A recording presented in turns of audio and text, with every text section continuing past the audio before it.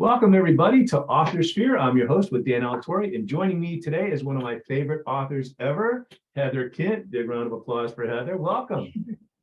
Hi, how are you doing, Dan? Doing very good. I'm glad you were able to join us today. Thanks for having me. So, Heather and I have known each other for a while. It's kind of funny how we met, so to speak. We've never met. This is probably as close as we've come to meeting. But and then we talked sporadically, not very often for a while there, maybe a year or more. And then I saw you on TikTok, so I thought I'd hit you up, see what was going on, invite you onto the podcast and chat. So I'm glad you're able to be able to do that. How are you enjoying TikTok? I'm just dipping my toe into it. It's not. How long have you been on it? Sometime this summer, I just tried some different videos, but it's hard for me to be regular on it because I'm a full-time teacher. So making videos is not easy. Time is tight. Well, you know, the thing is about TikTok, for authors anyway, is it's a socially outward kind of thing. Mm-hmm. Most authors aren't good at that. And I didn't want to get on TikTok and say, here's how you write a book. Here's how you structure things. I didn't want to be a how-to tutorial. There are a lot of those on there and they're pretty successful. So maybe I should rethink that strategy. But you remember back when I had my blog, I just took the approach of whatever I learn as an author, I'll post on the blog. Other people learn it. It was successful and fun. But TikTok for me was more about letting a reader see a little behind the scenes of, you know, Dan Alatorre's life or whatever, and then maybe trying to sell some books versus teaching a bunch of people how to write stories. So I was trying to be more book selling oriented, and for most authors, that's just not a natural thing for them to do. Marketing is not fun. It's not fun. Well, No, you've been having some good success with your videos, I think. How many? You said you've been on over the summer, so I guess I discovered you pretty quickly after you got on there, then, huh? Oh, did you? Okay. I don't know. It seemed like you were on for a while before I found you, but maybe a month. So that's pretty fast, I think. Yeah, and I have two different branches. So I have a Heather Kindt fantasy and Heather Kindt romance on there. So two different accounts. The romance seems to get more views than the fantasy does. Yeah, it's funny about TikTok too. There are tons of people who are over the top enthusiastic about what they're reading. And a huge volume of it is romance. And so I'm a mystery thriller writer. So, you know, us mystery thriller writers over there, like, is there anything here for us? And little by little, I'm cobbling together a little group. But fantasy, same kind of deal. Now, maybe I'm wrong here. I think fantasy on TikTok probably has more potential than mystery and thriller because TikTok appeals to a younger demographic, but I could be wrong about that. I have no idea. I mean, it's interesting, you know, like we're all shooting in the dark when it comes to marketing. I mean, my most views on fantasy ones are like 250 views. So it's but I also feel it's interesting when I'm marketing on Facebook doing ads, I'll get like the most clicks from 65 plus. So I've kind of shut them down because I don't think they buy very much. They just click on things. Hard to say. I've shut them down and then I've seen more success with that. Sorry, so people. The reason I got on TikTok was because my daughter, she's 12, she was on it and she was like, open an account so you can like my videos. Okay, fine. So for 6 months, that's all it was. I wasn't even on it. It was just her going into my phone, finding the video she had just posted so she'd have one more like, right? Then, sorry, I'm rubbing my nose so much. I don't know what's going on. It must be allergies or something.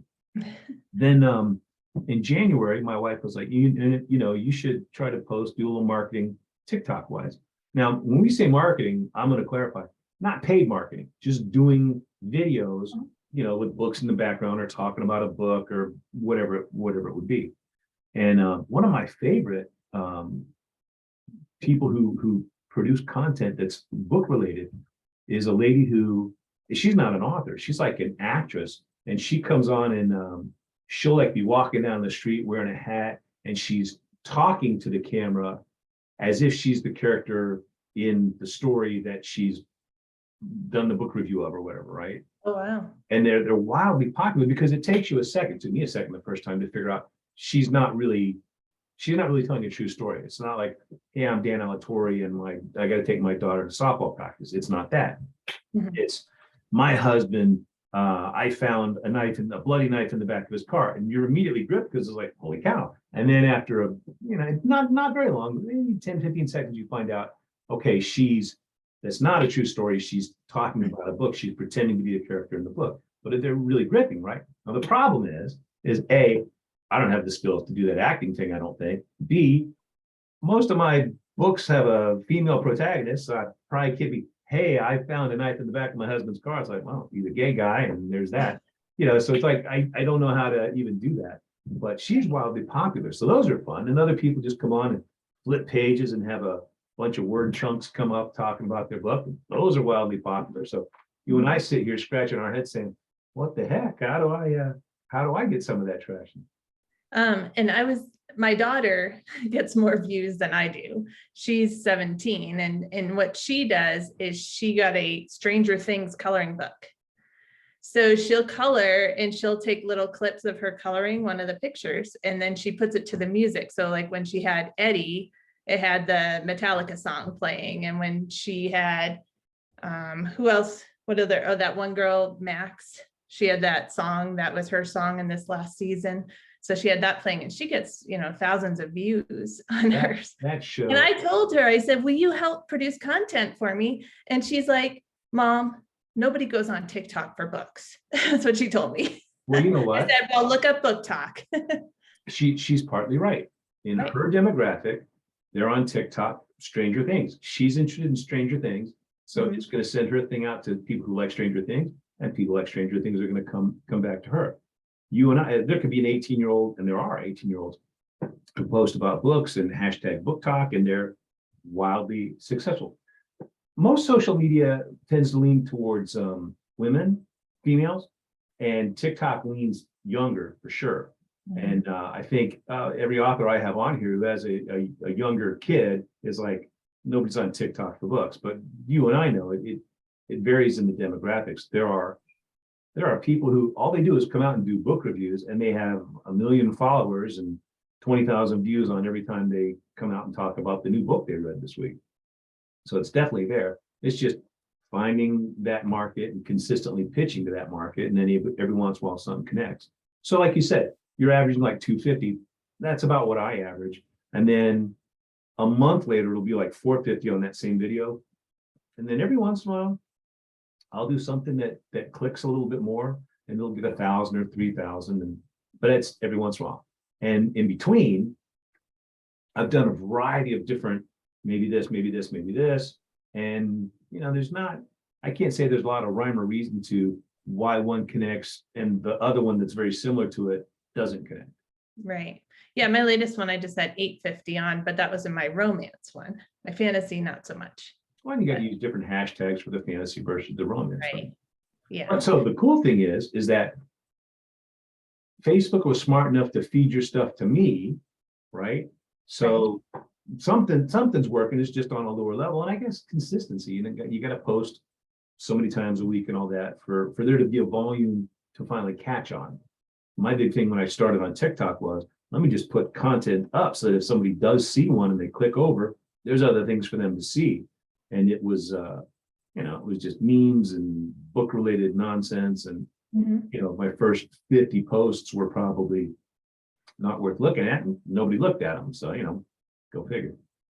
So last year I went to the 20 books to 50K conference. Oh, yeah. Well, there's one coming up, right? Yeah, I'm going to that one too. So I was just talking to somebody who's going, and she asked me if I was going, and I'm like, no, but I should. I have lots of friends who are going to that thing. Well, tell me about it, because I was just going to tell you that I went to a TikTok workshop last year. Last year? By Britt Andrews. She's what you call paranormal reverse harem authors. So I think they tend to do better. But it was interesting just to hear, how successful you can be with it and how she's doing. So when I first got on TikTok, let's say within the first of me being active and networking with people, there was a lady who was doing book reviews. So I became friends with her, right? And I sent her a book and she held up my book and talked about it. But right about the time she did that, she was really popular. And I'm like, you're going to be wildly popular. She just had a lot of energy. She was photogenic.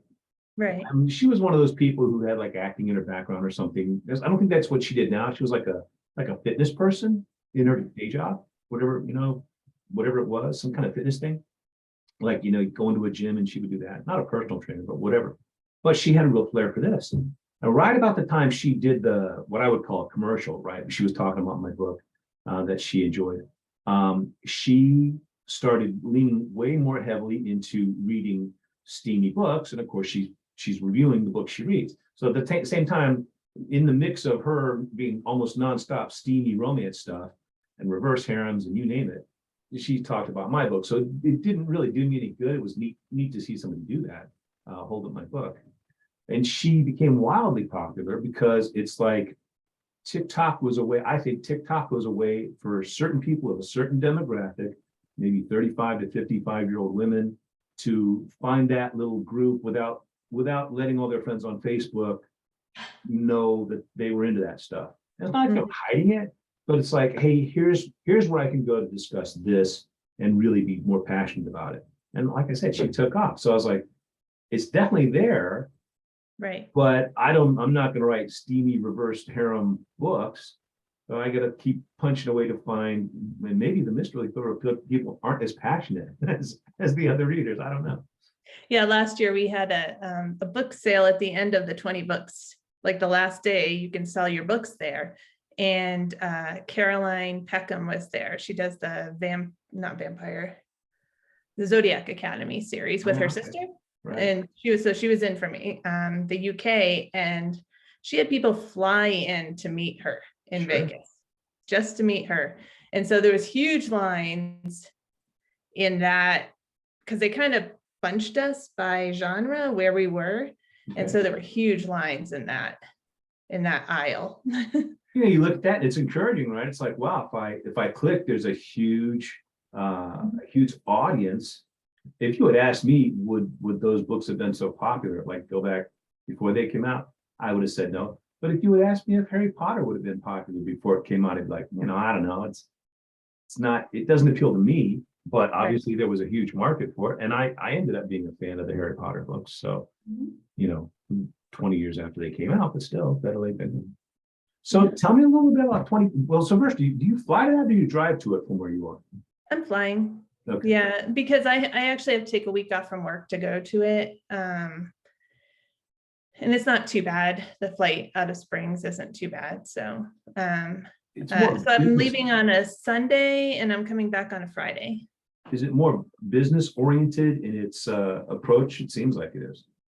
So it has both. So you can take classes on craft, you can take classes on marketing, and there's hugely successful indie authors there. I know Elena Johnson makes over $1 million a year in her writing. So, you just learn from these people that are doing well, which is nice. Yeah, it's cool to be, first of all, it's cool to be at a conference where you're surrounded by people who are trying to accomplish what you're trying to accomplish. Right. That the audience is that. So it gives you that I'm not alone in this thing, which authors can often have. I mean, when we're writing, it's like us in a room, not 100 other people cheering us on. And then it's cool to see some of the stars of the industry right there in the same room. If you want to talk to them or whatever you can, it's kind of a big deal. So so you went last year. Was that your first year to go? That was my first year. I was supposed to go so last year was supposed to go in 2020, but they canceled it. Right. So he moved it from, and by he, I mean Craig Martell, moved it from Samstown to Bally's. So it's on the Strip now. And it's a bigger place to have it. Because before they have it in a big conference room or whatever anyway, don't they? I mean, it's a pretty big group they draw. Yeah, I know they have over 1,800 people coming this year. So the thing was, the first year I was thinking about going. So, COVID hits in February and the thing is like, whatever, October. So before COVID happened, I was thinking about going. It's Las Vegas. I figured, well, it'll be fun. I'm not a gambler, but it's fun to be there. And it's an exciting time to be in. But my wife at that time had to go to Vegas periodically, like once a year or so for her business. And she's like, after you been there 7 times, it's like, it's not a big thrill. The other thing, it happens kind of during the school year, so it's not, as not great for that. But so I was really leaning towards going. Then of course, the whole year, because they have a Facebook group, the 20 books to 50K, for those people who don't know what we're talking about. The whole time leading up to it, they're like, we don't know what we're going to do. We don't know. We have to cancel. Maybe it'll be virtual, blah, blah, blah. And I was like, all right, I'm out. Because I had to plan far enough in advance, like you probably. You can't it's just not a last minute thing that I can do necessarily. So I figured, okay, we'll see about next year. And then so much of the next year, they were like, well, we don't know yet what we're going to do. We're going to do it, but we don't know how. And I was like, okay, well, it's still not convenient for me. So I just kind of backed away from going to conferences and stuff. But I've had, like I said, on here, and in my other, social media realms, so many people talk about it, and it kind of gets you fired up to go, because there's good things happening. You just don't want to miss out on, the education level that may help you get to the next level. Yeah, and I, like on Monday night, I've signed up to go to the fantasy author dinner, which is held in a penthouse suite. So that should be fun. You and other fantasy authors, right? Huh? It'll be you with other fantasy authors. Guess they have like Nerf gun wars and stuff, so that should be interesting. And then on Tuesday, I'm supposed to be meeting with, so in March, I got to go to Vegas to go to an indie capstone weekend. And that was just 12 of us with Craig Martell. Wow. And Michael Andrele stopped in. And so that was really neat, because he basically helped us where we were. So we're going to. What was the structure of that? Was it like a private? Was yeah, there 12 of you there at all? Only 12 of us. So how long did that go? Was it 2 days? It was a Saturday and Sunday. It's like kind of like a private seminar kind of deal. Right. Yeah. And so he had a penthouse in Bally's, and we met in there, and he just said, okay, this is what I'm doing. Okay, let's look at what you're doing. How can, we improve what we're doing and up our game? And now we have a Zoom meeting every month where some of us get together and talk about what our goals are for the next month, where we came from this last month. And that's freaking brilliant, because we author types, myself, I'm guilty of this too. It's like I'll launch into doing some marketing. It's tedious and frustrating, and some of them pay off and some of them don't pay at all. And you sit there after 3 months, you're like, I'm wasting all this energy. I'm not writing as much as I should. Forget the marketing. Let me recharge my batteries. And I'm very inconsistent about it. And to be held accountable every month, on a Zoom call with other people where you said, I'm going to do this, and then you didn't do it. It's like, okay, well, I'm not going to get where I need to go if I don't do the thing I'm supposed to be doing. How did you get into that? So Craig opened it up. It was actually the first one. And so I put my name in there, and I was actually on the waiting list, and then a couple people couldn't come, and I got in. So he was like, I'm only going to do this with only 12 people. Right. He just had another one. As many people want to come can come. It was a limited thing. Oh yeah. And you had to get accepted into it. And he had a second one just a few weeks ago, and it was in Alaska. Jeez. Where he lives. Oh, and so I think that one might have been a few more, like that was like maybe 24 people.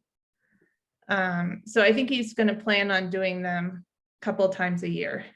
Well, you have to tell me about that. Maybe I can go to one. Maybe he'll come to Florida. I mean, we have a nice place. It's not Alaska, but so you go and different genres, and because he's not fantasy, is he?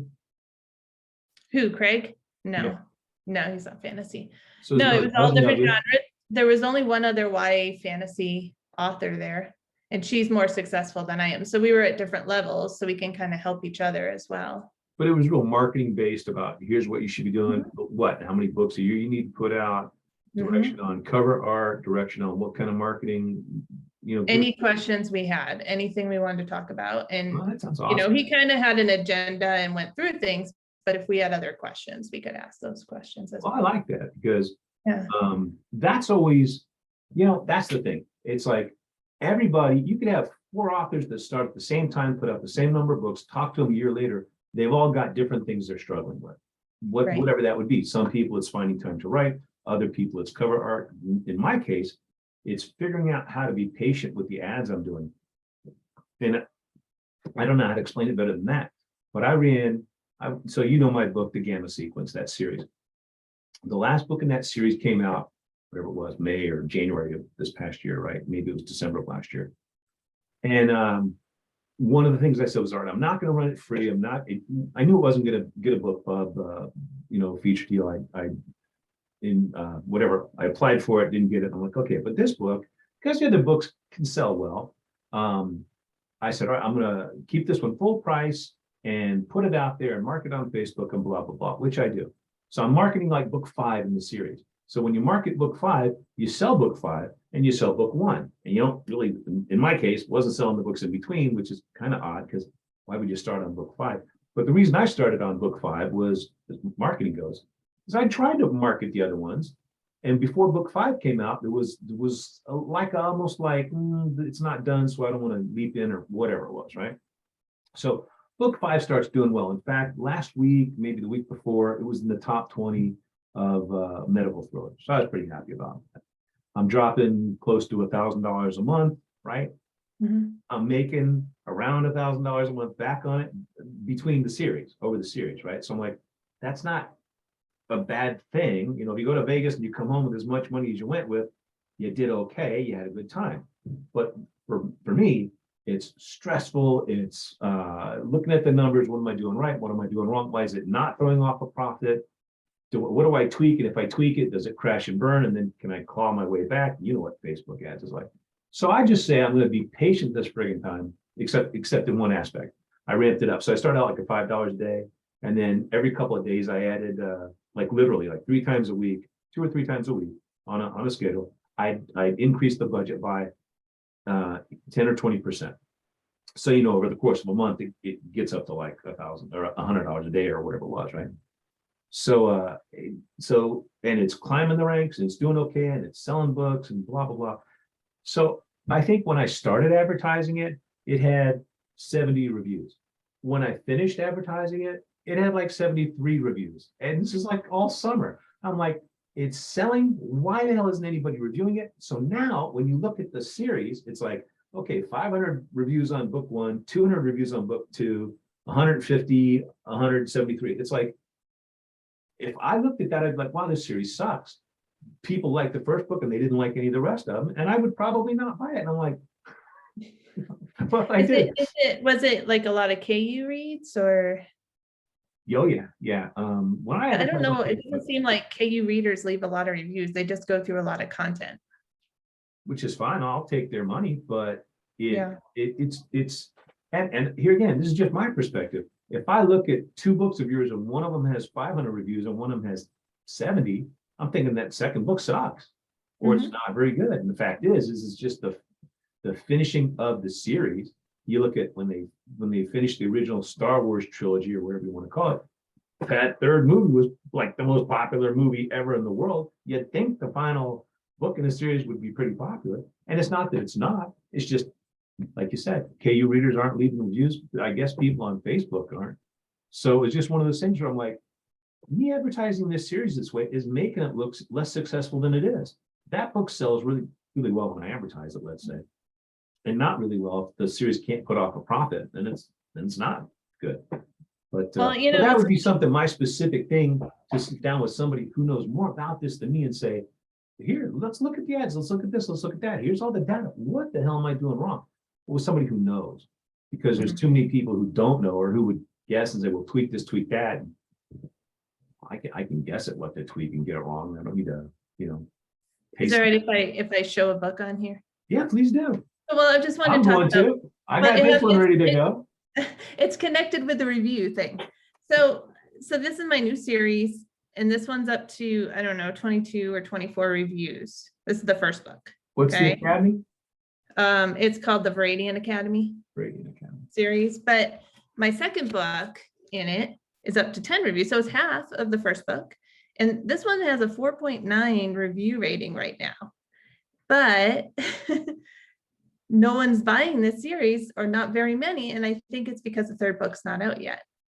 When my last series, the last book came out in my Eternal Artifact series, The Black Door, I had the most pre-orders on this than I have had on any book I've ever had. And I think it's because people wanted to read this one now that they've read the other three. But I mean, it was a lot of pre-orders for me. I had the most pre-orders I had, I forget if it was 300 or 500, was for Terminal Sequence. But part of that was I wrote the books to come out fairly quickly. So like one came out in December, one came out February, the other one was scheduled for April or something. And those are not correct, but close enough. And my whole thinking on it was, you'd heard rapid release. Well, I had an opportunity at that time to keep writing and really just kind of move along. And I had the ideas, so it was pretty easy to do.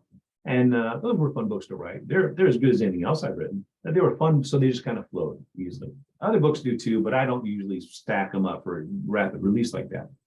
And so the first book comes out, and it got a limited book club thing, right? Non-US, English non-US, whatever that deal was.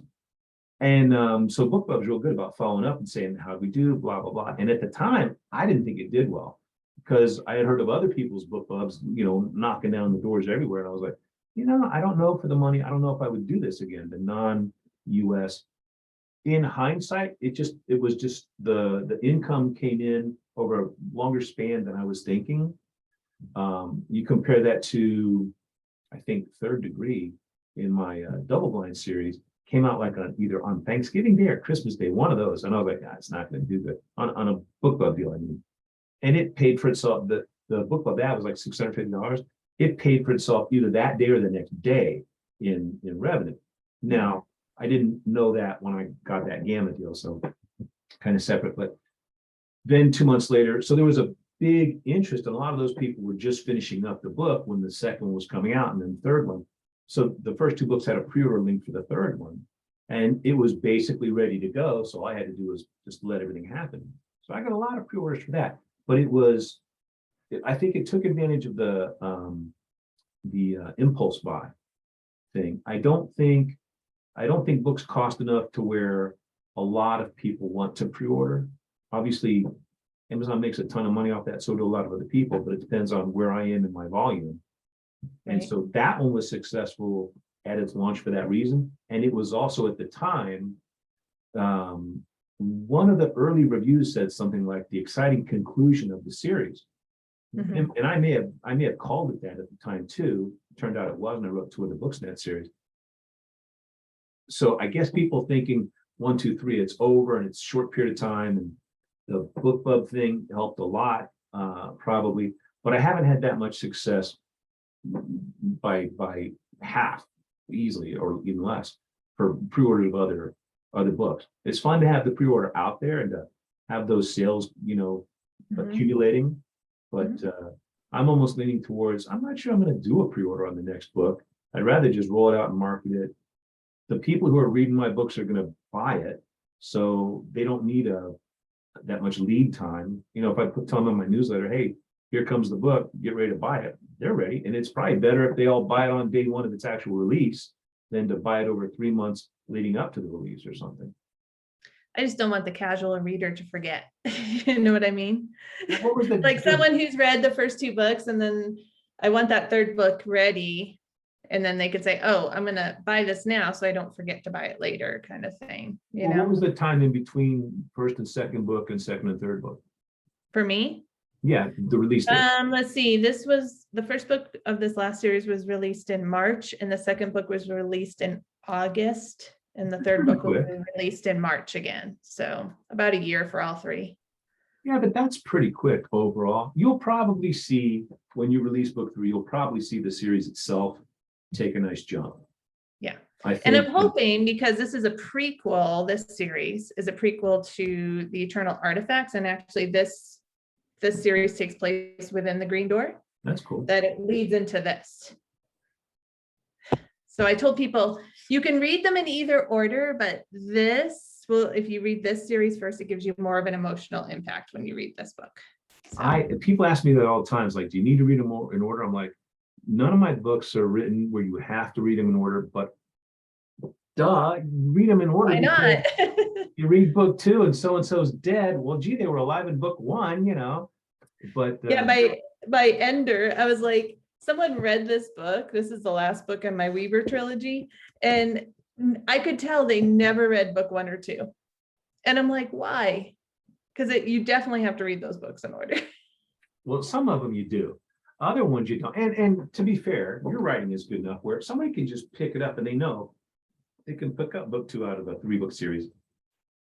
They know things happened in book 1, and they know things are going to happen in book 3, but it doesn't necessarily take away the enjoyment of the journey that takes Right. place in book 2. So, you know, I try to give readers enough credits, like you pick up Harry Potter books. Well, the fact that there's 8 of them kind of means Harry probably doesn't die in book 1. You know, we're probably safe with that. Now, you know, might come close a few times, but he's probably gonna be okay. Maybe he dies in book 8, but you She know, thought about it. and if you pick up the second book, well, J.K. Rowling was pretty cool about how she briefly kind of summed up what happened in book 1 for readers who picked up book 2.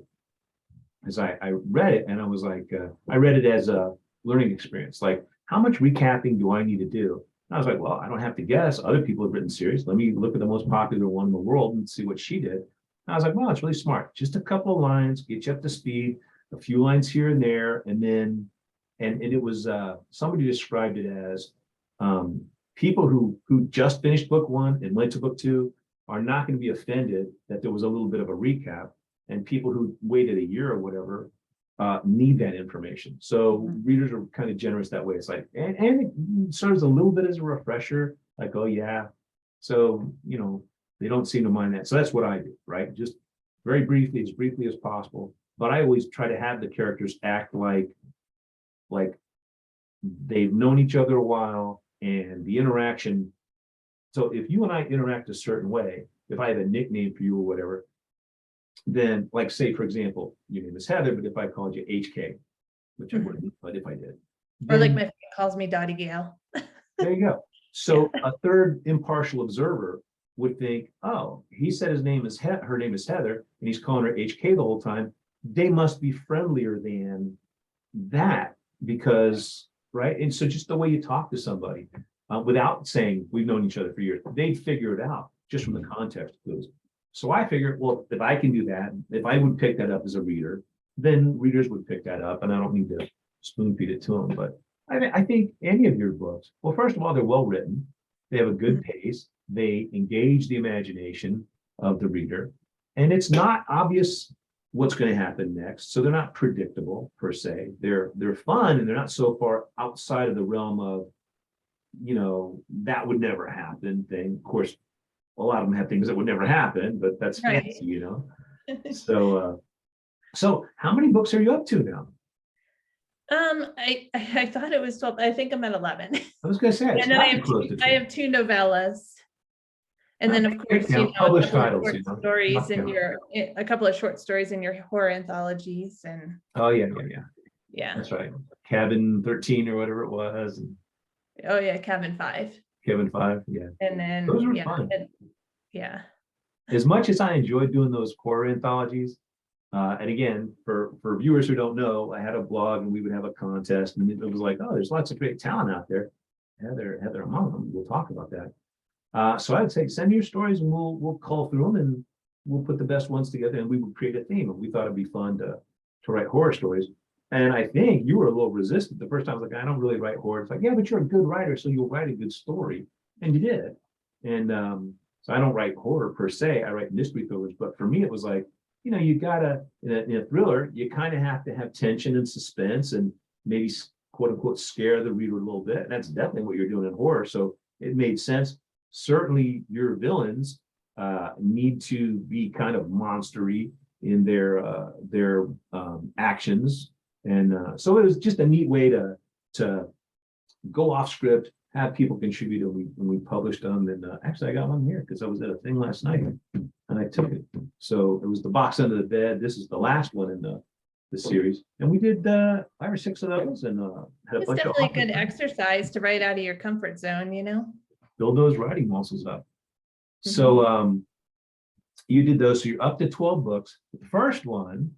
Well, let me ask you this before we get into that.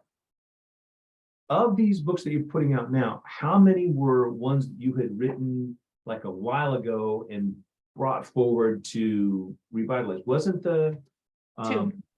only Two. 2? Yeah, this is my first book I ever wrote.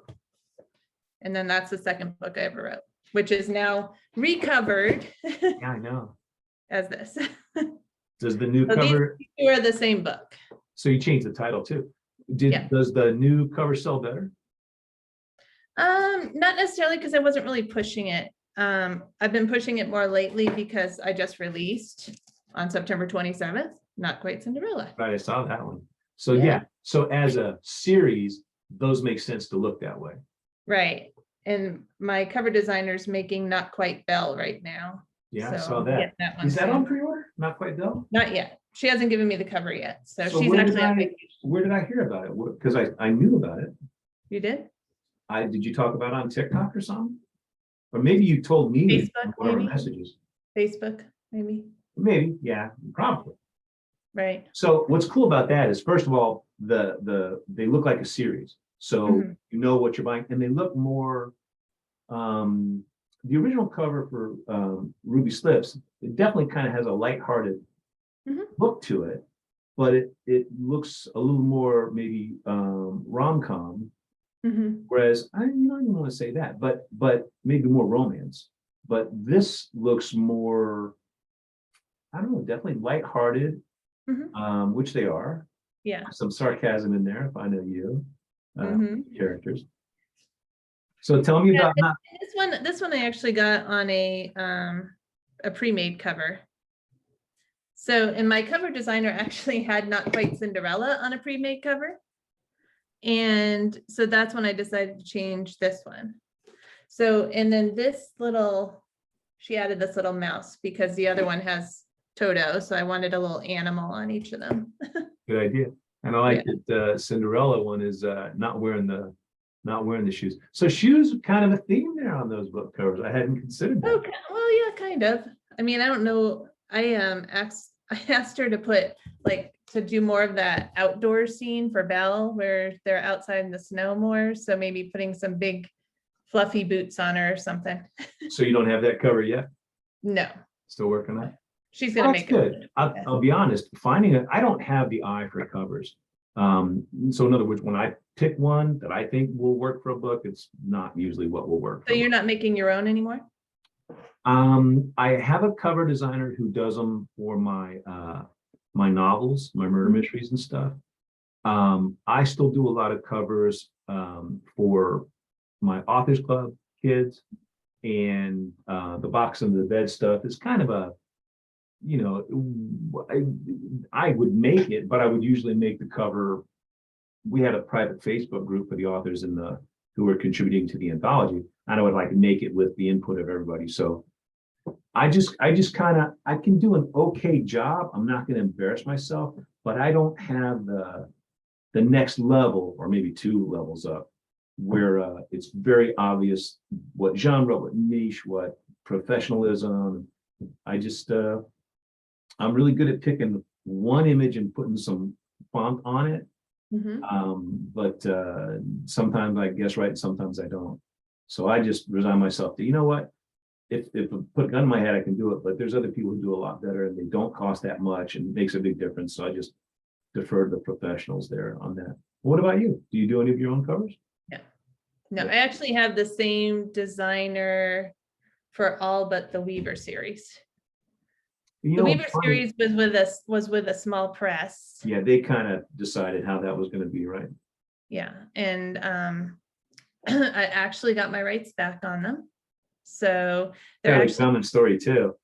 They're actually not out there right now because I have to do some work on them a little bit, because I tried to just put them up right away based on what they sent me, and it was like oh, this is wrong and this is wrong. You can't have this. You can't. So I have to go through and figure out what I have to fix. Well, that's always the thing. If you work with a traditional publisher, they Mhm. have editors, they have marketing people, they make suggestions, and then you got to sit there and say, do I or don't I want to do those things? And sometimes, depending on the agreement you sign with them, you have to make those changes. But I think I don't know if I know of any author that worked with a traditional publisher that didn't at some point leave or get their rights back, or and I gotta say this properly, because obviously there are millions of people who do it traditionally and stay there and are very happy. But a fair number of people who are doing well traditionally published still step off maybe with a different series and independently publish. And well, so you got your rights back. But would you say overall it was a pretty good experience being with them and you learned a lot? And Definitely, I met a lot of writer friends that I'm still in contact online with today. And yeah, I mean, that was just my second series. I mean, Ruby Slips before that. And so it kind of gave me an eye into the publishing world and what goes on. definitely. And like I said, a lot of and you go to them and if you're not traditionally published, which I talk to people all the time who are not, and they're just starting their writing career and they want to learn things. And it's like, if that's where your heart lies, go for it. It's just a very much slower pace, a little less control, sometimes a lot less control. And at the end of the day, everybody I know who does that ends up moving away. And usually not with animus, but sometimes it's like, my book is slated to come out in March. Oh, we pushed it back 6 months. Why? Usually the answer is, well, we're a small publisher and the budget we had for this book didn't come back in earnings, so we don't have the money to do your book. And that's it's painful. It's like, gosh, I'm then telling everybody in March, and I got to tell them August, and then maybe August becomes November, and all of a sudden you're like, wow, this was, we lost the better part of a year for what, And either way, you have to wait. I mean, because they have other releases with other authors. And so you have to wait usually a year until you release. And there's no way to rapid release like you can as an indie. Well, I imagine if you were blowing the doors off sales wise, they would rejuggle their schedule and Oh, yeah, I'm move sure. your stuff up. But everybody at the traditional publishing house is thinking the same thing. And they only have so much budget, so much time, and they gotta ride the wave. When something's really kicking butt, they gotta ride that wave. And every other book is a gamble of sorts. So Let me give a little shout out, but my new series is under actually kind of like more of an author co-op publisher, Midnight Tide Publishing. okay. So we just kind of, you have to get accepted. The person who owns it, she actually reads some of your book and decides if you're accepted or not, like a sample. And then they help with the marketing and doing all that. And you kind of help each other with marketing each other's things. And That's a so big it's deal. all like fantasy type books that are with that publisher. It's always good to have that guidance and assistance, Right. another pair of eyes trying to figure out how to sell more books. But I think what most new authors don't realize is whether you're independently published or traditionally published, you're still doing a lot of that marketing. You have to do a lot of that legwork. Yeah, it's true. So your next book coming down the pike is which one? The third book? The third book in the Viridian Academy. So that'll be the final book in that one. Now, is that one more fantasy? Like Dorothy Gale was kind of fantasy, but really contemporary stuff. Contemporary romance, yeah. Yeah. It is. It's probably the most out of all of mine because it takes place in a totally different world. Where like the eternal artifacts, the ones with the doors on them, that starts here, and then they get transported to different worlds. So they're all kind of connected. Well, they're not all connected, but those two series are. Those two series are connected. So when I finished the Eternal Artifacts, I thought about something so there's these three characters that are in their 40s that are in the Green Door. And one of them made a comment about the bad blood that they had when they were at the academy. So this whole series is based off of what happened that got them to the point where they are in the green door. So when you were writing The Green Door, did you have that other pre-existing story in your head, or No, but I found it. afterwards you just figured it would be good to have it in? It sounded like an intriguing story to me. Well, that's the most important part. If it's not interesting to you, it's not going to be interesting to anybody else. What gets someone to the point where they turn a whole village of people into animals so they can kill them? That's a good point. And one of those people is someone that he was in love with. Yeah, because is it The Green Door that starts that series? Mhm.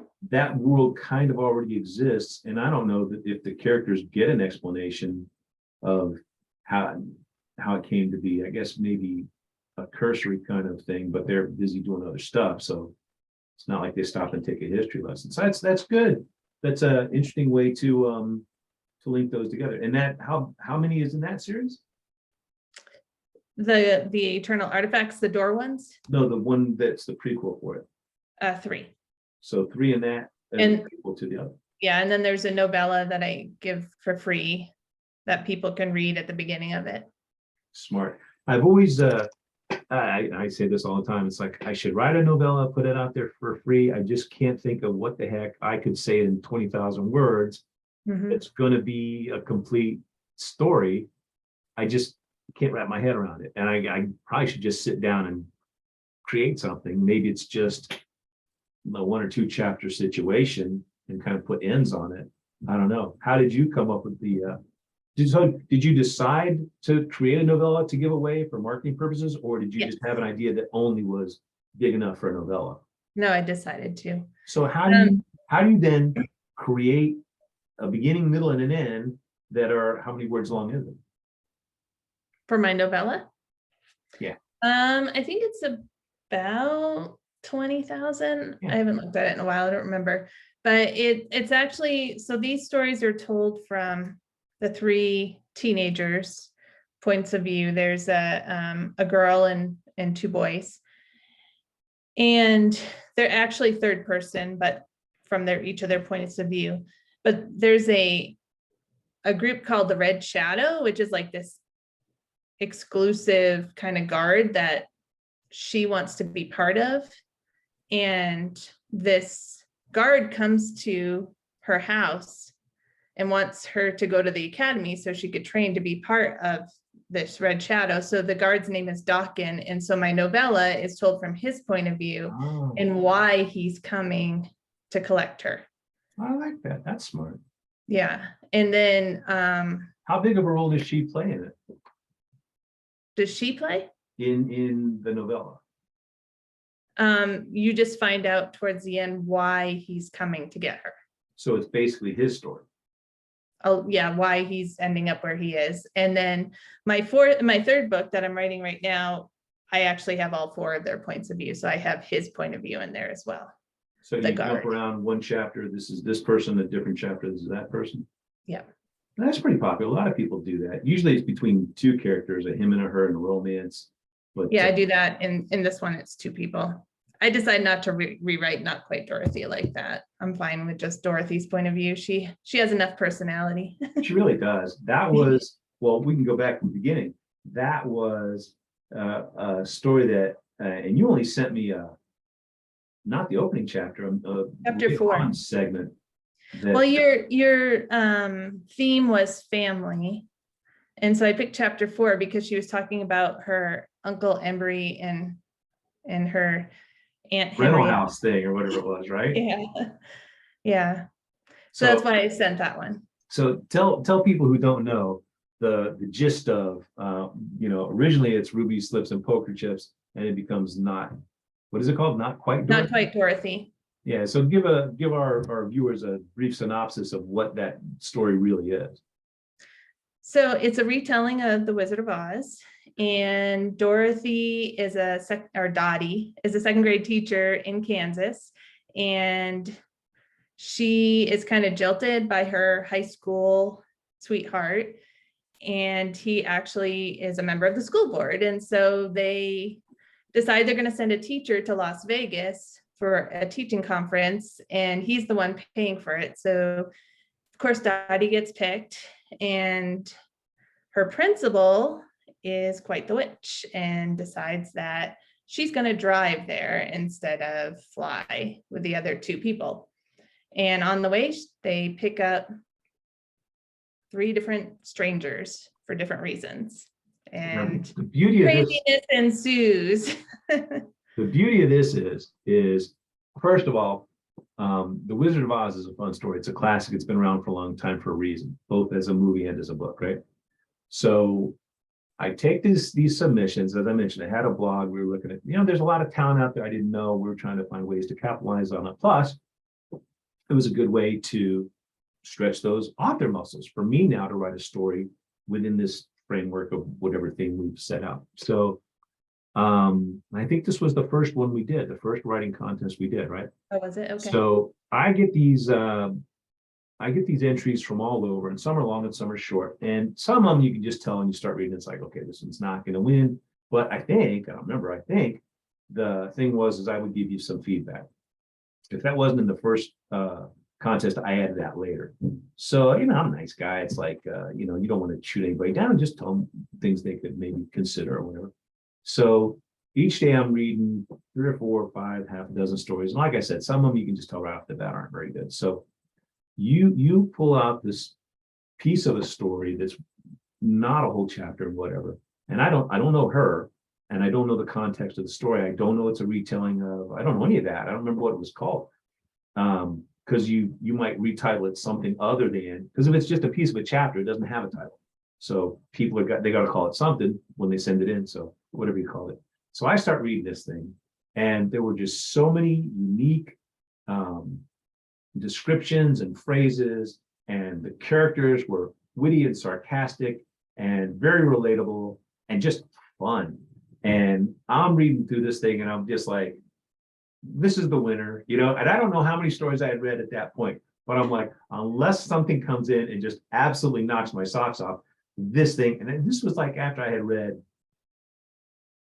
I don't know, 10 paragraphs maybe. I was like, this is the winner. There was just so much that I enjoyed about it. All right. So I don't know Heather. I don't know any of this stuff. And you were overseas or Ireland or something, weren't you? I was in Ireland when I got your email. Yeah. So I emailed people, and I think I said something along the lines of, you're a semifinalist or whatever. Well, you said you'll probably more than likely be a semifinalist or something like that. Yeah. I didn't want to give it away, but Mm-hmm. I wanted to make sure the people who were doing well knew they were doing well, right? I didn't sleep that night. Yeah.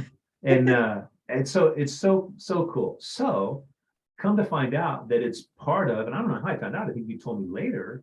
Well, you tell me, when did I find out that it was part of a book you'd written, and you wrote it a while ago and you put it away, and what was the story there of that? So I was getting my master's degree back in 2008, and I decided after reading Twilight that I wanted to write. And so I wrote The Weaver, and then I had this principal and this principal drove me crazy. And so this was a response to that principal that I had to get it out. And I was actually at home that year when I wrote Ruby Slips, because I was just doing substitute teaching and my daughter was in preschool. And so I was picking her up from preschool. And so I wrote this book, and I sent The Weaver to different, because I thought the only way to go was, sending out query letters. And you wrote the Weaver first. Yes.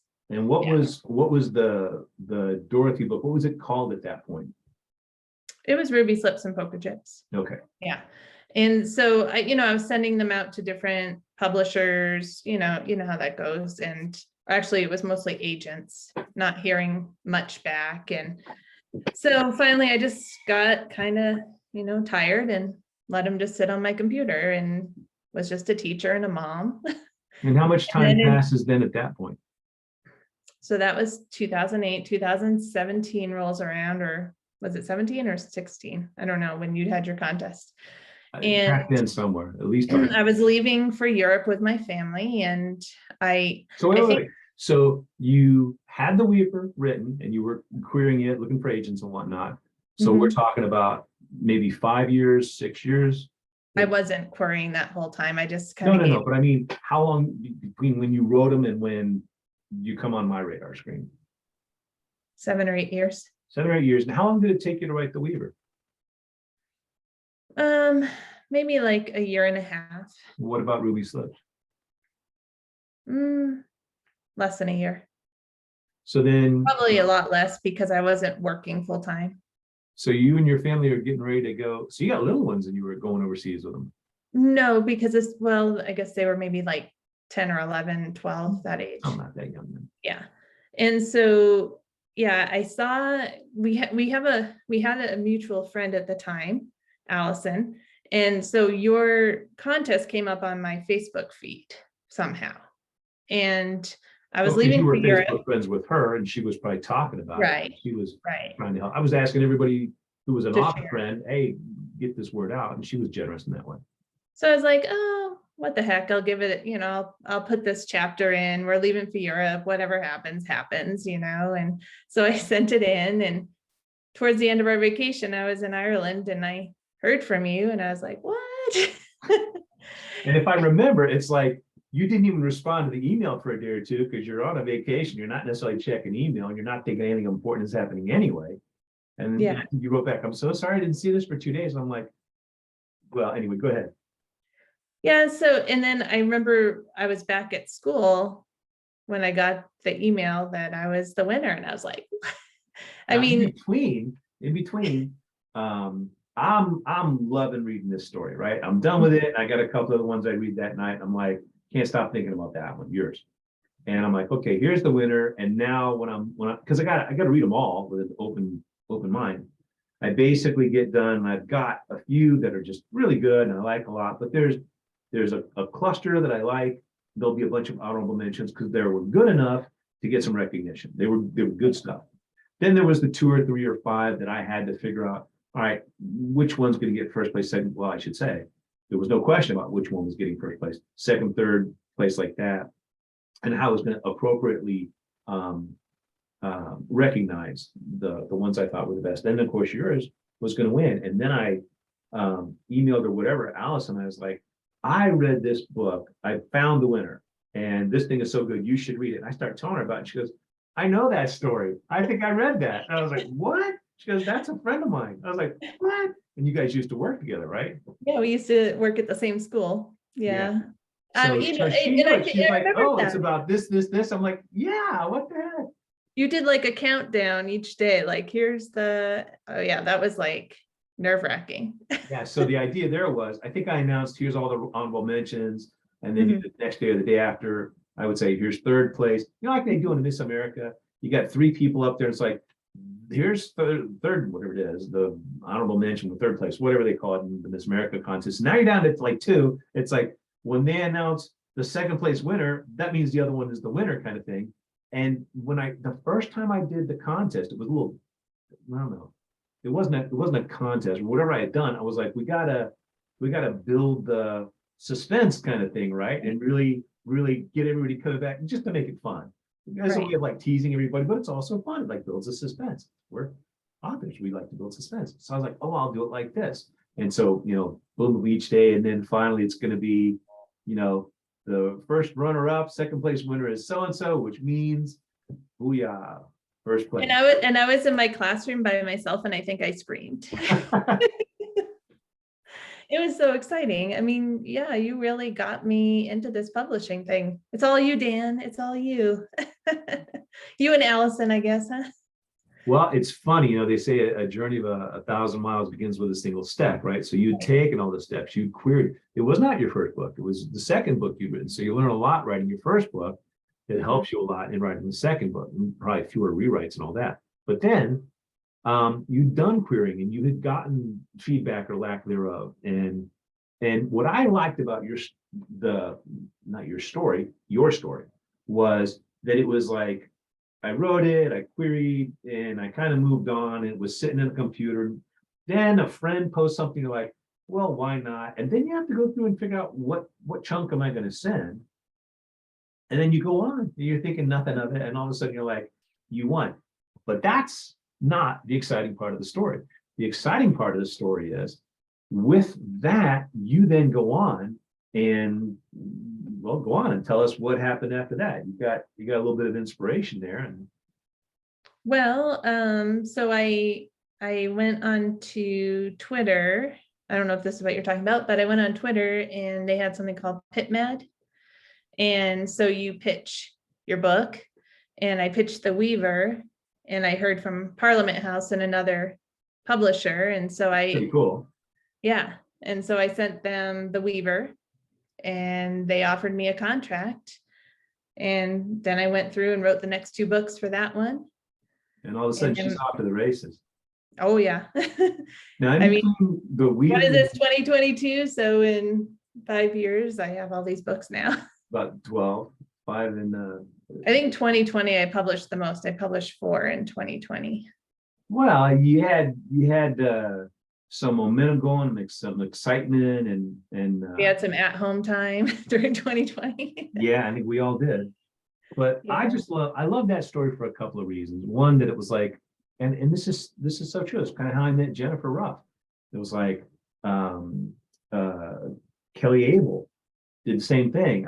I met her at a local thing here, and I was talking about my contest, and she put, this was a different contest, so she reposts about it, and those two had met somehow, and so Jennifer sees what Kelly posted, very similar story to yours, and sends me a sample chapter. I'm like, really, wow, this is good. And on a whim, I check her out on Amazon. I'm like, this lady's got a couple of books out and they're doing well. What the heck is she wanting input from me from? And we talked about it when she was on the podcast. And I still remember the scene. I was like, wow, the suspense and everything is really palpable here. And but I thought, I gotta be true to myself. If I know it's Stephen King, or if I don't know it's Stephen King, I'm gonna give my feedback on it the same way I would with Heather or anybody else. And I'd say, this is what I think, and this, that, and the other. And she really appreciated that. And then she and I ended up doing a bunch of stuff together. But your story really just was so much fun. Ruby Slips was just so much fun. And then I find out about The Weaver, and I read that, and that was really a whole other, well, it's a different genre, but very, very like rich in its detail and stuff of when what's the girl's name in that one? Lainey. Lainey jumping back and forth and dealing with the characters and all that. And I thought, Well, you helped me edit that series. yeah, it was a fun book.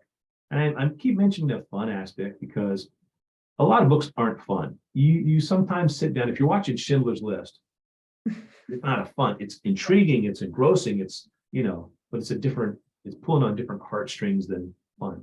And the fact that Ruby Slips was so much fun, there were so many unique, I thought, and you're from like New Hampshire or something, right? Yes, originally.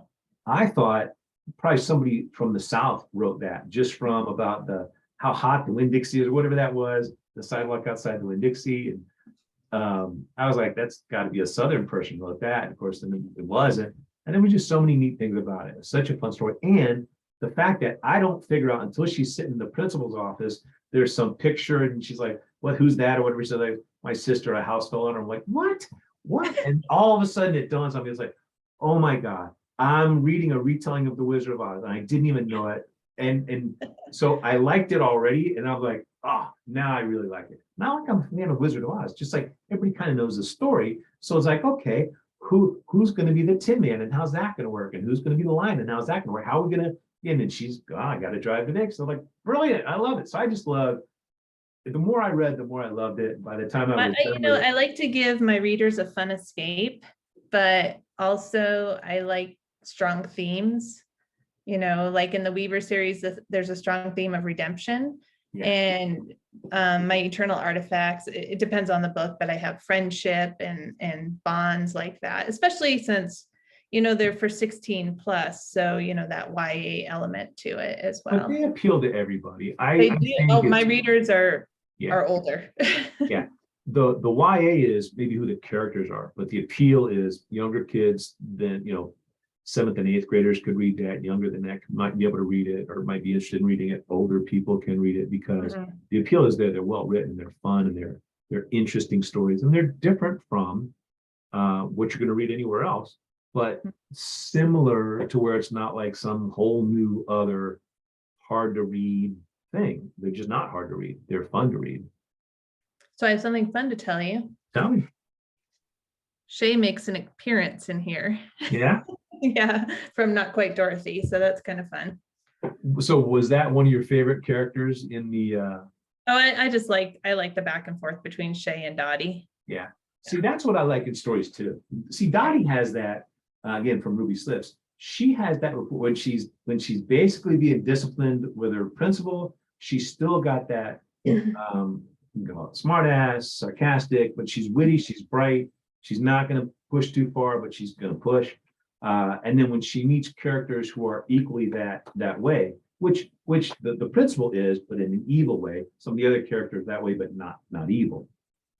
Yeah, it was a lot of fun. And now, so to ask about that, okay, readers always want to know how much of you is in some of those characters. So just comparing again, because the one I know best, the one I first got exposure was, but fairly to say, Lainey from The Weaver is similar also in her, energy and her sarcasm and her that kind of stuff. So how much of you is in those characters, specifically in those two characters? I think Lainey, because it was my first book, is a lot of me. She's more reserved. She's more, I guess she's more like careful with her heart. She's worried about that. She's more reluctant, where Dottie is more outgoing and with her emotions and everything. But Dottie's sarcastic wit is inside of me. And a lot of times my 4th graders will hear my sarcastic wit. Really? Well, Yeah. That's good. The rest of the world. They get it. I taught 1st grade once. They don't get sarcasm. It's funny. You're right. There's a certain age where that kicks in, Mhm. and it doesn't kick in with everybody. One of my daughter's friends, they're 12, and every once in a while I'll say something sarcastic, and she'll be like, "Are you being sarcastic?" It's like funny that they'll ask, but at least the kids are smart enough to ask. Some people don't ask, and they don't know. My own kids would ask that all the time. You're being sarcastic. I think I'm overly sarcastic around here sometimes. It gets me in trouble, but so that was a great adventure. And now, 11 books later, you're rocking and rolling, and Got a big fall coming up. No releases. I just released 2. I released one at the end of August and one at the end of September, but I have 4 live shows coming up. Tell me And about then, so Allison Maruska, our mutual friend, and I, she lives in Colorado Springs, but we do book sales together. So we decided this year just to keep them local.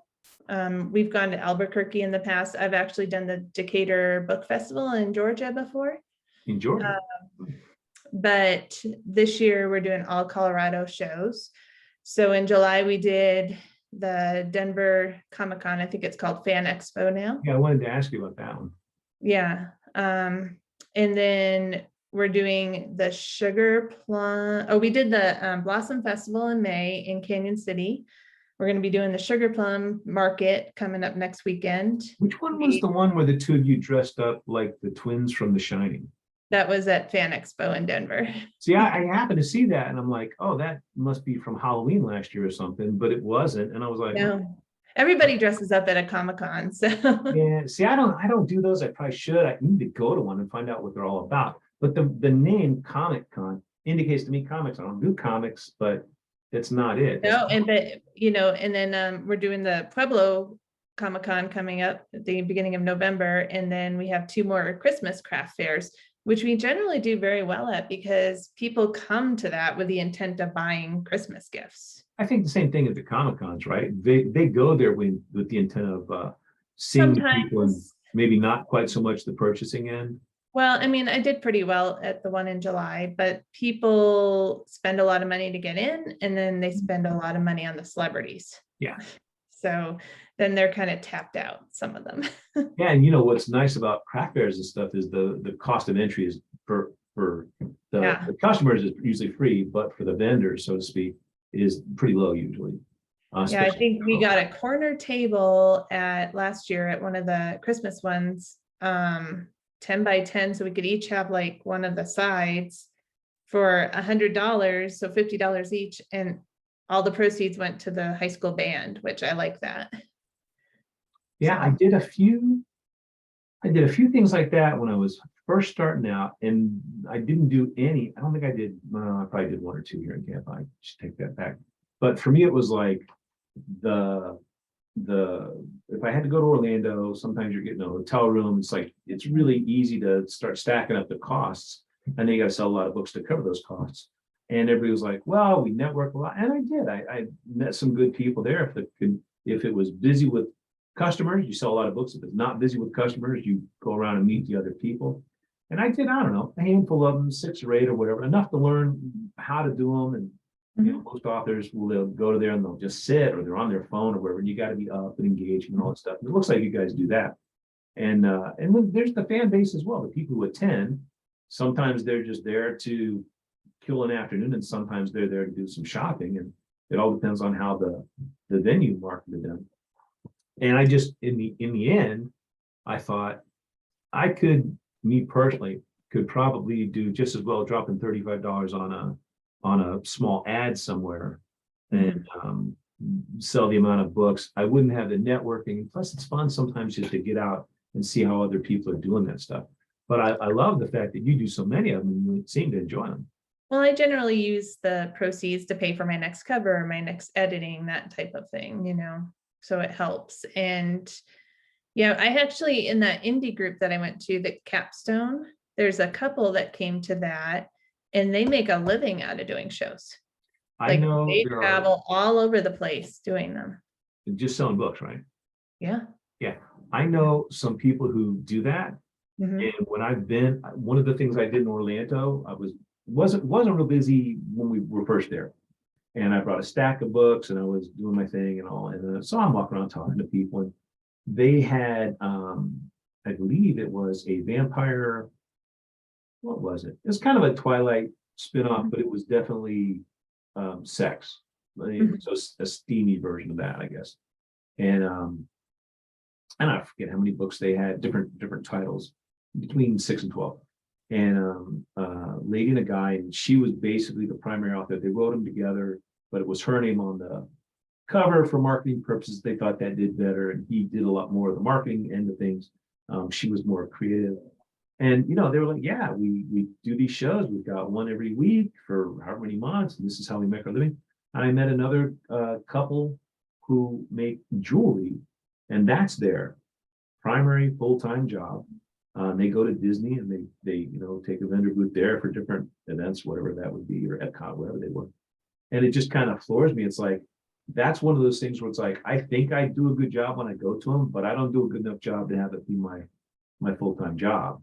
Right. And to sit there with people who do it, they're like, you know, some of them are really, sometimes you go to an event, it's really strong, sometimes it's not, but for them overall, they made a lot more than they didn't, you know, and I can't imagine keeping that much inventory either, you know? and trucking it around. And my fear was always, gotta make sure I have enough of whatever it is the people want. But since you don't know what it is they're gonna want, you gotta have a lot of inventory of everything. But maybe that's just the initial cost. After that, you have 10 different titles and only these 2 are selling. Those are the ones you don't have to keep rebuying the other ones. You have them, they didn't sell. So just keep taking them, but make sure you resupply that one. I still have variety, but I've found and I've learned you have to have a lot of book one, because some people just want book one. Yeah. So you have to just make sure you stock up on book one the most. We should probably have you back another time to talk about the different way to do that, because you've done quite a few of them now, right? We have, yeah. We've done quite a If you're few. being successful at it, there's tricks to know and ways to proceed. Another big difference is I was always doing it by myself. I never had anybody in my area that wanted to go or that I knew would share the expenses or whatever. And that can be a big deal, because right away, then if it's a hotel or it's gas cost, it's half of it. So And that's why we're doing all local this year, so we don't have to pay for all of that. And then we're doing we split a table normally.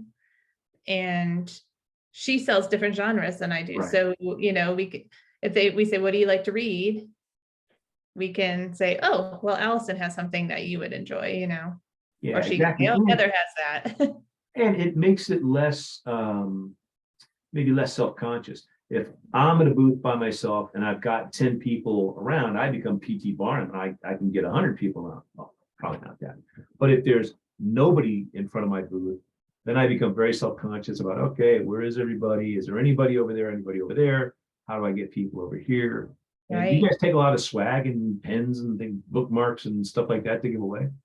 Yeah, I have like little postcards, and on the back I have the QR code so they can find it online if they don't want physical books and they just want to get ebooks. So And you mostly bring take that along. paperbacks to the events. Paperbacks, yeah. Have you done anything with hardcovers yet? The Weaver was in hardcover for a little bit, but I haven't dabbled up my own on the new features in KDP. Yeah, I did the double blind books. I did all those, and I did the Jet Factor books, and I didn't do the Gamma sequence. Gamma in hardcover, I did those, paperback and hardcover, I should say. And the Gamma sequence I just left in paperback. And gosh, I know some people who just sell a ton of hardcovers, and I'm like, man, in order for it to be worthwhile for me to sell them, I got to put them up like 20, 25 bucks. Mhm. And I think even though I spend that on hardcover books, I don't think people will do it for me. So there's some kind of lack of belief in that. I don't sell a lot of hardcovers. So I spend the money to have the ebook cover redone into a paperback and redone into a hardcover, which is not a lot of money, and an audiobook as well. It's not a lot of money, so it's not a big deal to do it. It's not that hard to reformat it, but I don't sell a lot of them at all. Now, if I have an event, it was just at a charity event last night, kind of a young lady who wants to be an author. And so it was like a cancer foundation thing. Young lady wants to be an author. It's a fashion show thing. We walk down the catwalk with them. I'm like, yeah, sure, of course. We drive over to St. Pete and I do that. So I gifted her one of the hardcovers. And they're good for that because the hardcover makes a bigger impression. Or if you're talking to a TikToker who wants to hold up your book, maybe it doesn't matter if it's a paperback or not. But if you're sending them a gift, it's a nicer gift.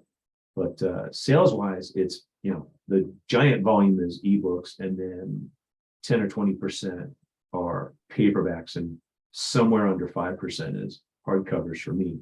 And audiobooks, probably because of the way I roll out my audiobooks, I kind of get to them whenever I get to them, as opposed to releasing it when the ebook comes out. I don't have a lot of audiobook sales for that reason. And I was at a conference and they're like, you got to have it all roll out at the same time: paperback, hardcover, ebook, audiobook, all on day one. I was like, and they go, if you don't, your audiobook sales are going to suck, because by the time the audiobook comes out, people who wanted it have already read it. I was like, fair enough. I should probably, which I've probably known for a year, and I still don't do it anymore. I don't have any. The only series in audiobook are the Weaver series because the publisher did it. Yeah. I don't have any. It's not hard to do, but it's a process, Yeah. We could talk about that sometime offline, about how to do it. But as far as hardcovers, like when I brought them to the sales, because I bought like maybe 5 or 6 of them when they had them, people wanted them. They paid $20 for them. I think I paid 11 for them from the publisher. That's not bad. Yeah. I think in person, when they're meeting you, they want more of that tangible connection. Right. Like I said, since I do a lot fewer shows, I'm just expecting online sales of the hardcovers. They're pretty small. In person, yeah, it's not that much more money. It's a nicer object to have.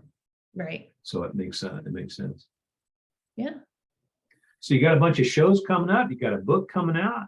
You're rocking. Not a book coming out till March, but still, it is. It's coming. Still coming. And then I do have the 20 Books conference coming up the week. It's the whole week before Thanksgiving week. So that'll be exciting. Well, I should probably have you back after that so you can tell everybody about it. Partly because readers don't know about it. Authors may or may not know about it, but there's different benefits. And it'll be this be your third time to go? Second. I went to the Indie Capstone, which was different. Yeah. Right. You should have me and that other author that was talking about the 20 Books Conference together at the same time, and we can chat about it. Oh, that's a good idea. Yeah. I'll just sit back and let you guys talk about, because you're probably, the way they do the 20 books to 50K is, like you said, different, well, like a conference kind of thing. Maybe you want to learn about craft, maybe you want to learn about marketing. So one of you might be in one thing, one of you might be in the other. So there'll be different things you'll be. Her name is Miranda Collins. So she's more mystery suspense. So I'm guessing the things you would be going there for will be a little bit different. But I think ultimately, you can tell just by the name of it, 20 books to 50K. The idea is write 20 books and start making that kind of money or more, right? So when they started it, the assumption was that if you made, I don't know, it was like $750 per day per book, that you could retire in Cabo or something with 50K or a year or something like that. Whatever it was. But it was basically more of the business end, a focus more on the business end, as opposed to many conference, which is our, here's what you have to put into a romance that the readers are expecting or whatever. This was more, I think, business oriented, which I like, and which, like I said, I should probably go to. I want to see you there. I don't think it's going to be this year, but never say never. It might be next year. I got my conference fee paid for this year because I was at the Indie Capstone, and he paid for all of us. He said that all of our conference fees were covered, and I wasn't going to go this year. So I was like, okay, I need to find a way to get there. And you said it's in Bally's, or where did you say they're holding it this year? It's in Bally's, yeah. So are you gonna be staying in that hotel?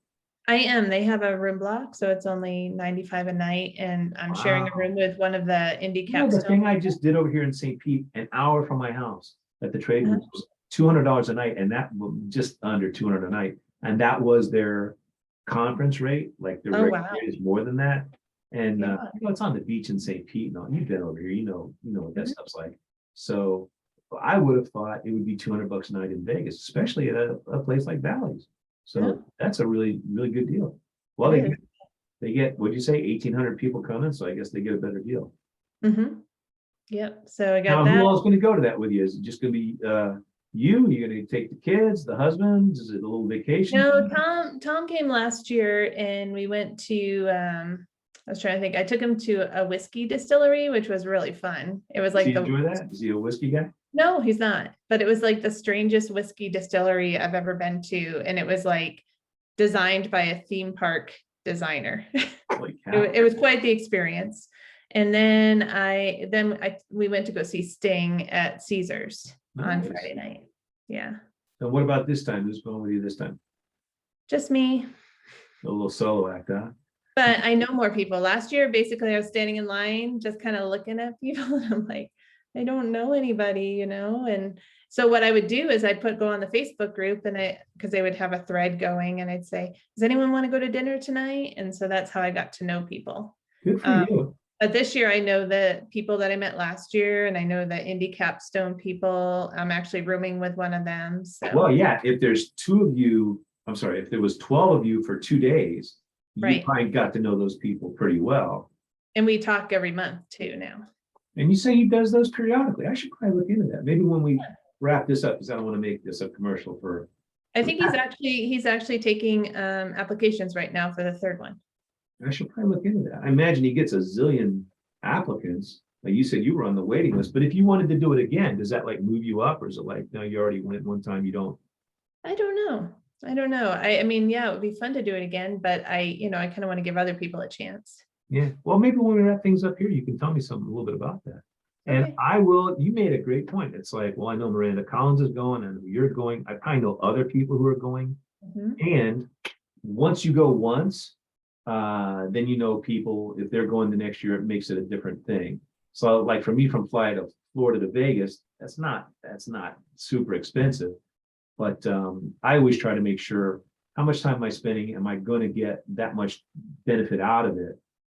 Is that stuff maybe I could pay for online or through webinars or something, and not have the expense? Not like I'm cheap, but I just try to be smart about business, So Like Craig said, part of it is those interactions with other authors and meeting other people. Exactly. The waiting in line or walking to your room or being on the elevator or being around when people start asking questions like you sit next to somebody and you're like, oh, you write this. Oh, my friend writes that. You two should talk. And there you go. Well, and he even said, if you're having a great conversation, skip the session you're supposed to be going to and continue that conversation. He said that's where the goal is, Well, and to be around people who are at the next level or maybe several levels, but who are willing to look at your stuff, give you the information, or in your 2-day session, really drill down and spend that time. That's worth a lot, because from those 2 days, you might be able to run a year or more employing those things that you learned to do. Whereas somebody like me, I'm still over here most of the time trying to figure it out on my own. And that is like running your head into a wall sometimes. And I get so overwhelmed. One of the things I said from Indie Capstone I was going to do was to make a, what do you call it? An onboarding sequence for my mailing list. What does that mean? So not just the initial email, but you have it set up that they get an email and then they get a second email and then they get a third email. Like automatically? Yeah, but the emails are kind of like, oh, this is a little bit about me, so you're kind of getting to know them kind of thing. What service do you use for your emails?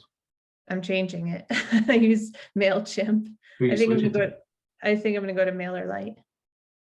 A lot of people do that. A lot of people start on MailChimp. I'm on MailChimp. A lot of people switch because MailChimp is good but not great at a lot of things authors need. And I think MailerLite has the reputation of being less expensive for what we need to do. Mm-hmm. I got an email from MailChimp today saying X number of like a dozen subscribers away from kicking me to the next expense level. I'm like, great. Well, that means next month I'll be at that level. It's not a lot of money, but it's pretty easy. I hate to sound cheap.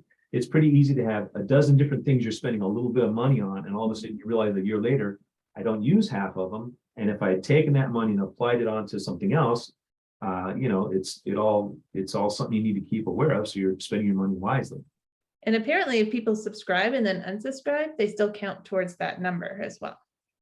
Yeah, there's something about having them archived and unsubscribed. It's one of those things where it's like they could come in and change the terms of service anytime they want. And we're all busy doing other things. And I'm like, okay, well, why did my bill go from this to this?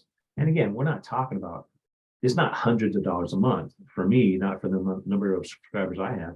But I had at one point something like 3,000, 3,500. And I would send out an email and I would get 20 to 30% would open.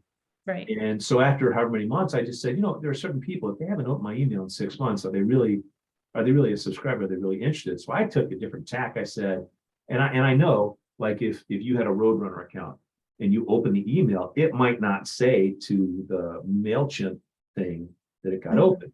Most of them it'll report correctly, but some it doesn't. And I was just like, well, I don't care if I'm gonna lose a few subscribers. I need the information more than I need a handful more subscribers, which may be faulty logic. But I'm going to get rid of everybody who doesn't open an email for, I think I started out at, if they hadn't opened it for a year, then they hadn't opened it for 6 months. A couple of months later, I said, if they haven't opened anything for the last 3 months, they're not probably helping me. They're not fans. They're not whatever. People who want to be there. Yeah, that are engaged. But we're paying for them, but I'm not getting the benefit. So I brought my bill way down. And then you would hope that it will grow more, and it grows slowly. But I have a 70% open rate most of the time. So it's like industry standards like 33%. So I'm like, okay, well, that was good for reporting, but I still look at, do they click anything? Are they reading? Do I hear from them at all? And if I don't, I still get rid of them, only because my mailing list is a little different. I'm not J.K. Rowling, where I got 1 million people who want to hear from me every month or something. I figure these are more people who are helping me launch my book and want to be beta readers and like to interact. It's just maybe a different tack. I probably need to create a second group where they're just want to hear from me, but aren't going to interact and will buy the book whenever it comes out or whatever. So you'll have to let me know about how you're, when are you switching over to MailerLite? When I get a chance. So it's just on that means I have to create all the onboardings, new emails, and do all that. So I have. So you're going to do all that in MailerLite? Right. Okay. Well, yeah, keep me posted on that, because there's more than a few successful people who I subscribe to their newsletters who do that. And it's like when you first join up, they're gonna contact you and for me, it seems like that's too much contact. I'm bothering somebody if I send them 4 emails the first month they're with us. But the stats are just the opposite. These guys' stats are like, that's what it's going to take to get them on board and get them interested because they're not reading every email. And the logic of it makes sense. But now I got to sit down and say, okay, how do I set this up to automatically do all this crap? And it's like, I don't know. There's probably a webinar somewhere that showed me, but it's just on that to-do list and it's not. Yeah, and I think that's exactly it. It's like it's on that to-do list, and I'd rather be writing, right?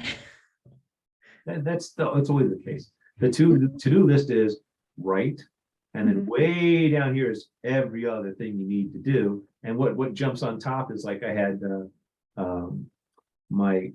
some kind of issue with my credit card that my WordPress blog sent me and says, hey, we couldn't process your payment. And I just got the same thing from Facebook last week. I'm like, something's wrong with the card. Maybe it got hacked or whatever. I go online, I look, everything's fine, everything's set up properly for the card, for everything else. But it's like, all right, that little to-do jumped up higher on the priority list, which means I can put that mailer light looking into that off another 6 weeks or something, or 6 months. 6 weeks becomes 6 months becomes never. So I'm very much. Yeah. My daughter, all day yesterday was my daughter because she had homecoming. So we were spending all day doing that stuff. Yeah, no doubt. We've got a Halloween dance coming up that my daughter's 12, right? So 7th grade, and it's her and a bunch of her friends are going, and 1 or 2 of them have a quote unquote boyfriend, and the boyfriend they're dating.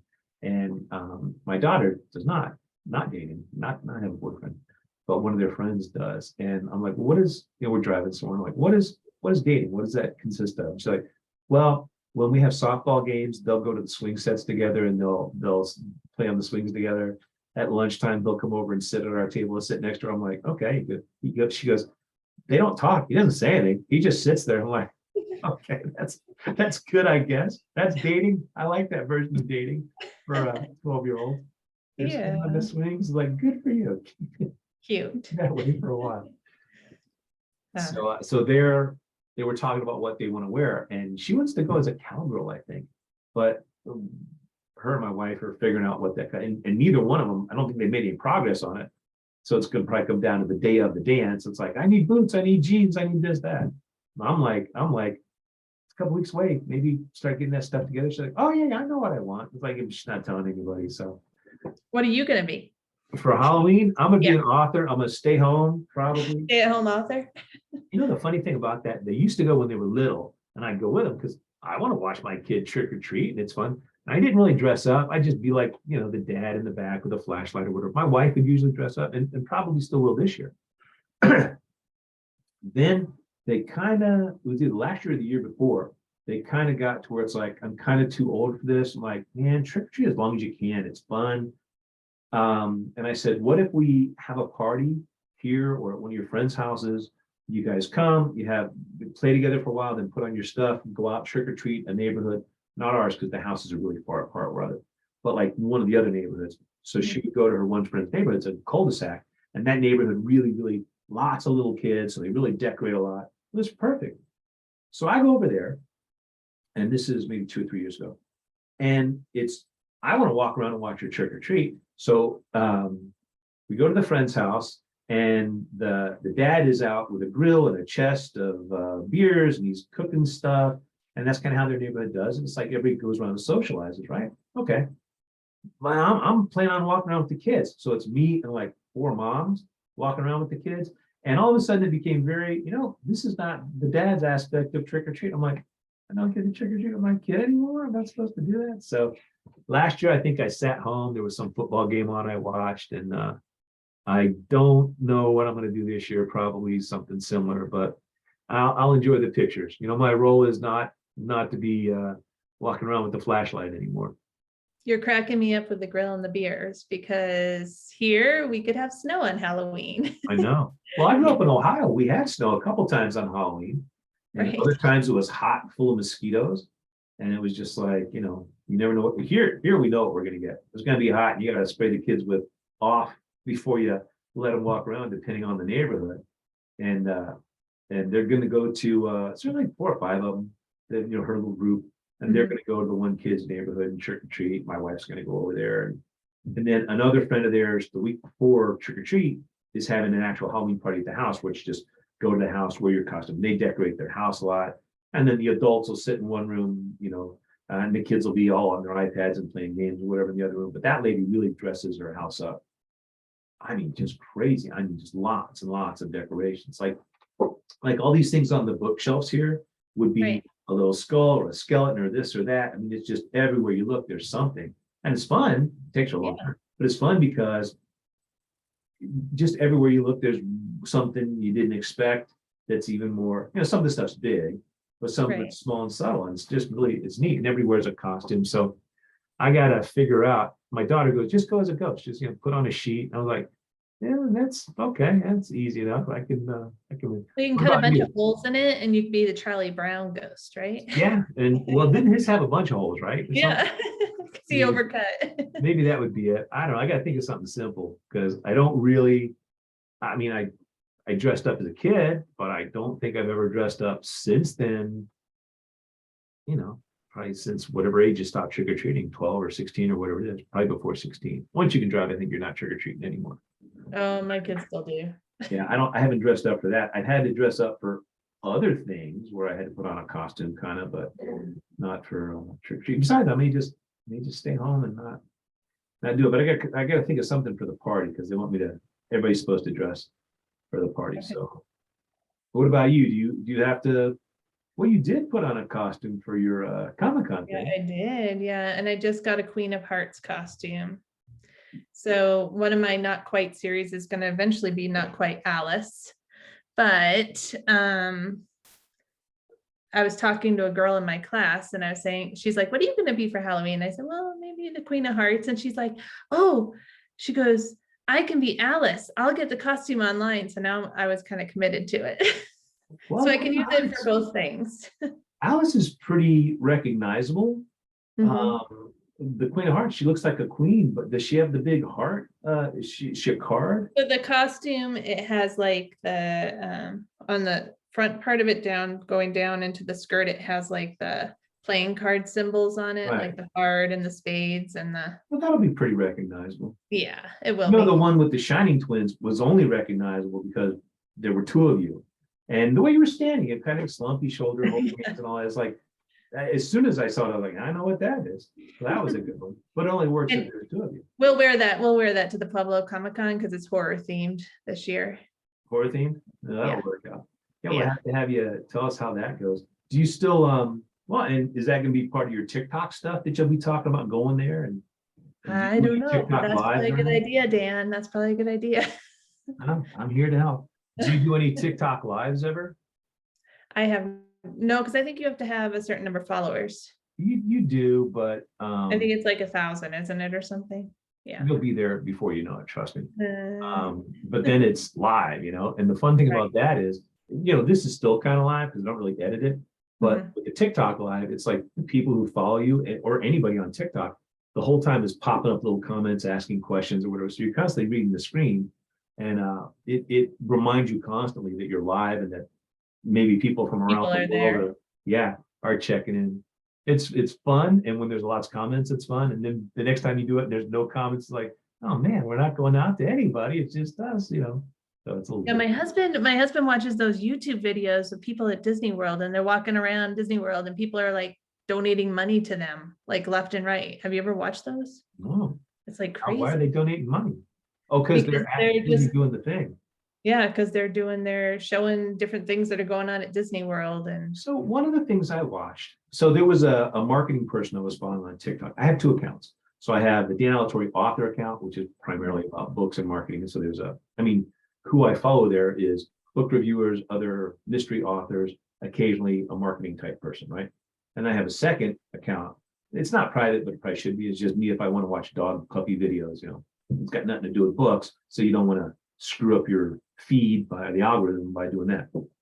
So when I'm on the author one, there was a lady who was giving out marketing tips, and I like her content, so I was following some of that. And she did a live thing one time. She's like cooking spaghetti. Okay, so it's a live thing, And so I happen to be on and it goes, oh, so-and-so that you follow is live. I'm like, oh, let's go see what she's doing. So I click over and she's cooking spaghetti. And I'm watching this. I'm like, why in the hell do I want to watch this marketing lady cook spaghetti? She's a nice lady, right?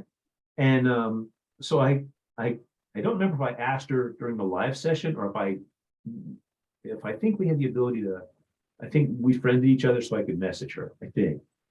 So maybe I messaged her and I was like, what was the deal there where you're cooking spaghetti? I must have asked her on the live session. I'm like, hey, good to see you.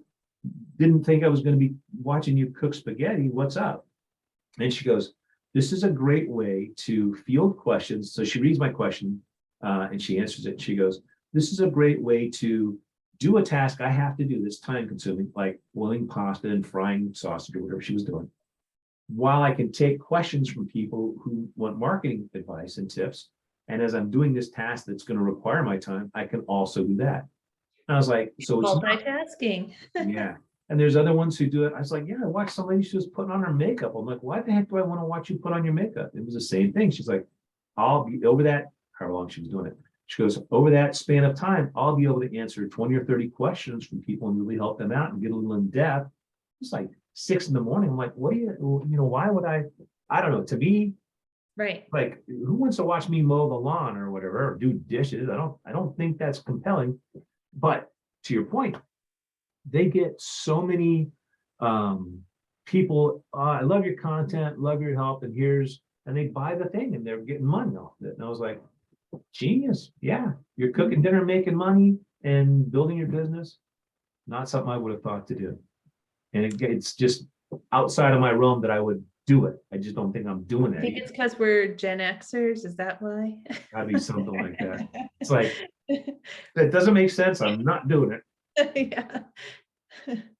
No idea. So if people want to get a hold of you, what's the best way to find you? Okay, so my website is heatherkindt.com, and Kindt is spelled kind with a T on the end.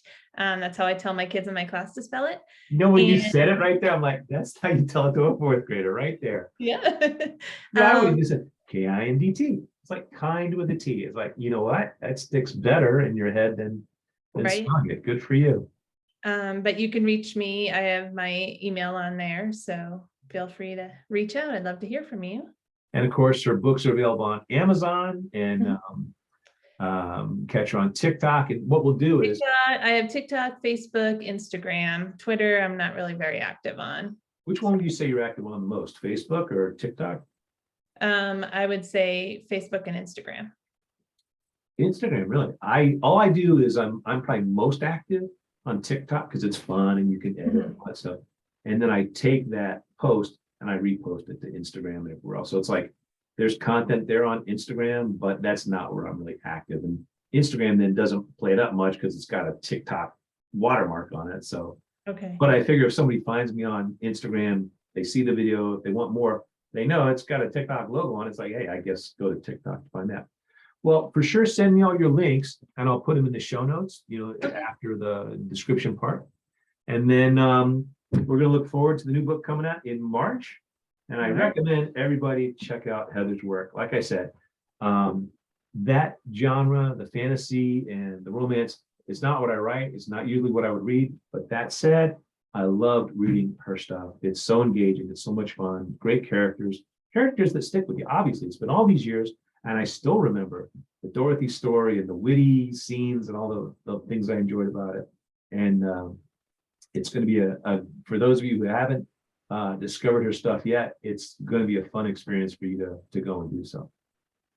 Thanks for having me, Dan. Look forward to talking to you again, or maybe we'll do something while you guys are at the 20 books thing and at your next Comic-Con when you hear all about that stuff. So thanks for joining me and spending time on a Sunday. I really appreciate it. Thank you.